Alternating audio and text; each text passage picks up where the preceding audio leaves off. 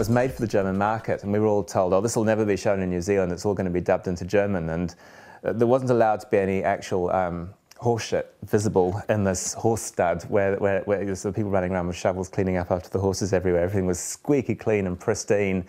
And it was to be shot using South Pictures' recently acquired knowledge about how to make fast turnaround TV a la Shortland Street, except that unlike Shortland Street, this show involved children and stunts and animals and was mainly shot on location.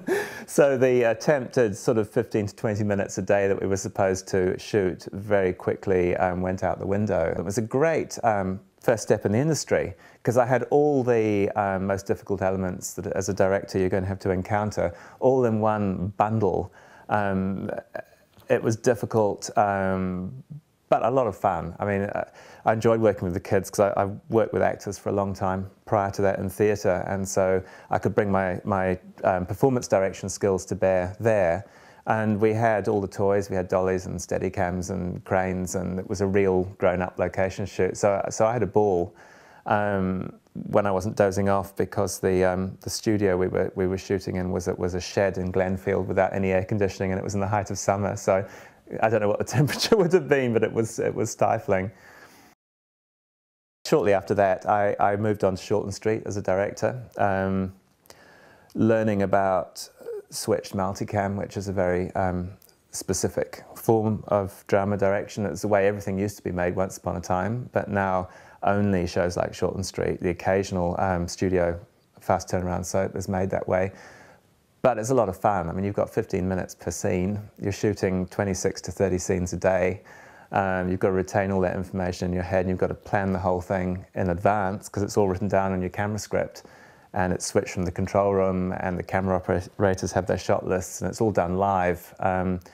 So I loved that. I got a real buzz out of it. It was a great bunch of people, completely committed to the show. This was in late '95. It was still only about 3 years old. No one knew if there was going to be another series the following year, so it was still in its fresh kind of first flush of enthusiasm. It was hugely popular. And I was in the last days of Lionel and Kirsty and Guy and those much-loved characters. The challenges for me with Mercy Peak were not so much technical, because it was a very good crew and I was completely au fait with the location shooting and the two-camera shooting style, although I'd never worked with film before. It was a film shoot, which was nice. I liked the old-fashioned analog nature of the film whirring through the gate and the dollar signs flashing past every second that the cameras were rolling. It gives you a slight sense of urgency when you're on set, which is fun. But what was a challenge for me was, I think, because with Shortland Street, you're dealing with a lot of people who are just starting out in the industry, whether they're crew or actors. I had to learn as a director to do a bit less directing, to be slightly less hands-on, to let people get on with the job that they're entrusted to do, and to trust them to do that job.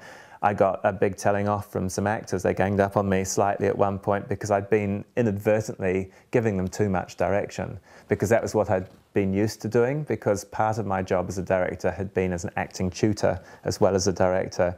I had to actually switch that off. I was dealing with grown-ups who knew exactly what they were doing, and my role was just to nudge occasionally. I accepted the offer of that head of drama role at South Pacific Pictures because there were aspects of the industry or the job that I knew nothing about, which was the business side of things, and it was the more corporate side of things.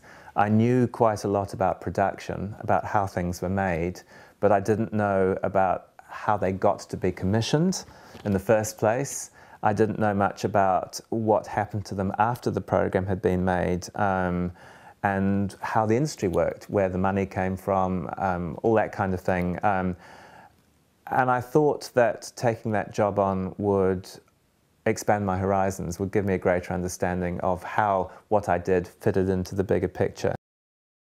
What was key to that series, apart from the fact the scripts were very clever, and I think that Rachel Lang and James Griffin, when they actually do sit down and write together, are New Zealand's Lennon and McCartney of television drama. I think that they complement each other beautifully, and I think that was evident in the Outrageous Fortune scripts. But as well as that, performance was at the centre, at the heart and soul of that series.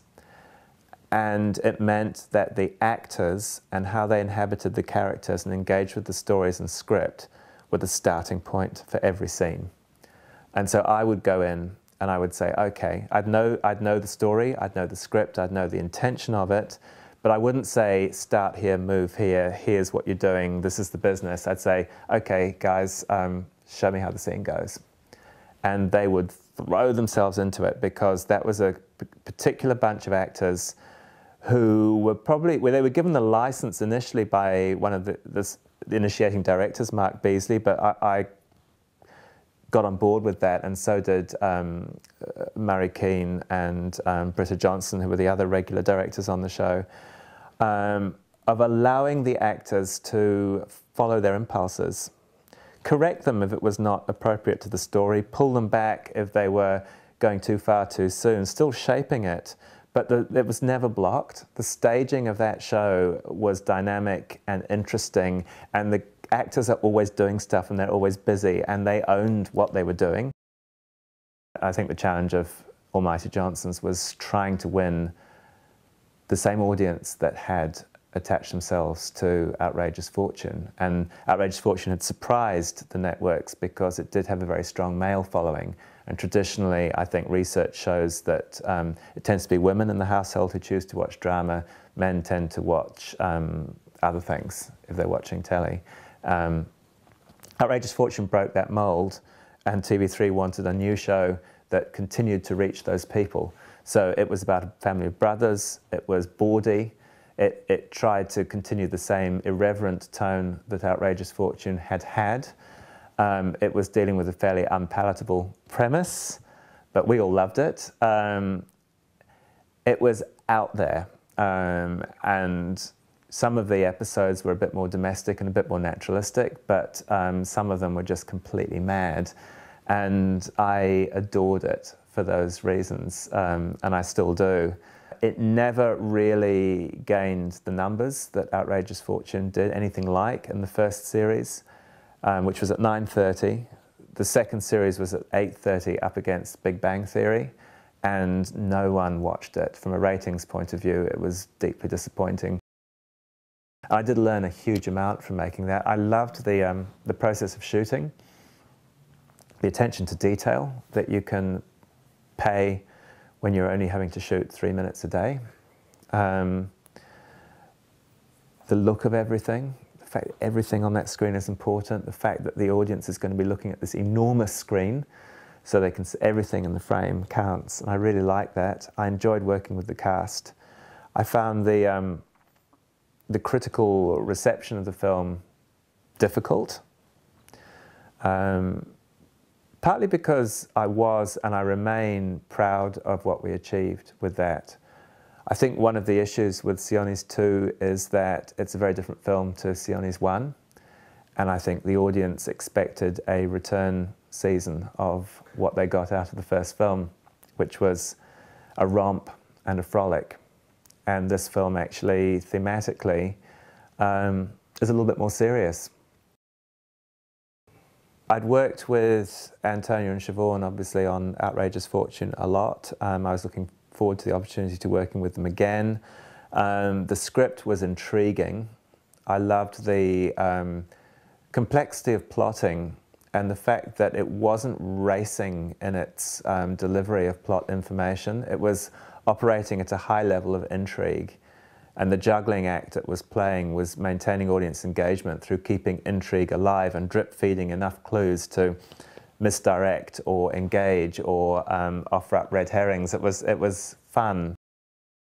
We were shooting very, very fast and furious. A lot of setups, a lot of footage, very few lights, very small impact crew, racing around central Auckland. And I enjoyed that. I got a real buzz out of it. We didn't have monitors most of the time because there wasn't time to set them up. So again, I would check the frame, I'd be standing by the camera, I'd be talking directly to the actors, and I'd be trusting the camera operators to tell me whether the shot was working or not. So it was very old school in that regard.